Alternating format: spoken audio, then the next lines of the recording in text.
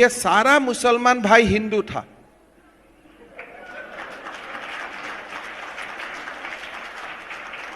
कोई as a मुसलमान ये धरती में नहीं आया, भारत का धरती में सब हिंदू ही था।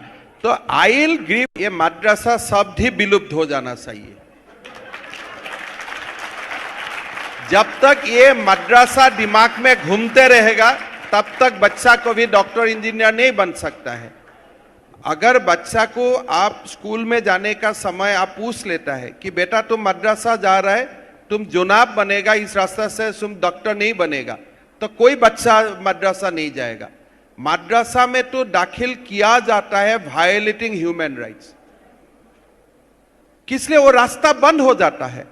तो आप जरूर कुरान पढ़ाइए, उसमें कोई प्रॉब्लम नहीं है, लेकिन सबसे ज्यादा पढ़ाइए साइंस, मैथ्स, बायोलॉजी, बोटानी, जियोलॉजी। तो इसीलिए मद्रासा सब विलुप्त हो जाना चाहिए, नॉर्मल एजुकेशन होना चाहिए। और घर में आप खूब आपका धर्म पुथी पढ़ाइए, पूरा 2 to 3 घंटा धर्म पुथी पढ़ाइए, लेकिन स्कूल में ऐसा ही शिक्षा दीजिए जो शिक्षा से आपका बेटा डॉक्टर और इंजीनियर बन सकता है, प्रोफेसर बन सकता है, साइंटिस्ट बन सकता है जी। और भाई साहब और एक बात है, मैं आपको बताता हूं, कोई जो आप बोल रहे हैं मुसलमान लोग कुरान कंठस्थ कर रहा है तो इसलिए उनमें बहुत ज्यादा मेरिट होता है। ये सारा मुसलमान भाई हिंदू था।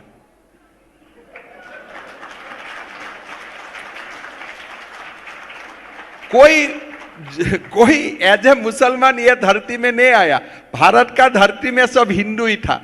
तो आई विल गिव क्रेडिट, अगर कोई मुसलमान बच्चा बहुत ज्यादा मेरिटेरियस है, I will also give a part of credit to his Hindu past. कल भी मैंने एक देखा कि भारत एक यूनियन ऑफ स्टेट, तो मेरा 5000 साल का संस्कृति कहां गया? अगर भारत एक यूनियन ऑफ स्टेट्स है, that means you are disputing everything India has. अगर भारत एक यूनियन ऑफ स्टेट ही था तो गोपीनाथ बरदलोई जी को क्या आपत्ति था कि मुझको पाकिस्तान दिया गया था, मैं पाकिस्तान में ही चला जाता था। लेकिन असम का लोगों ने लड़ा कि मुझको पाकिस्तान नहीं जाना है, हमको भारत में रहना है, इसलिए भारत मेरा आत्मा है।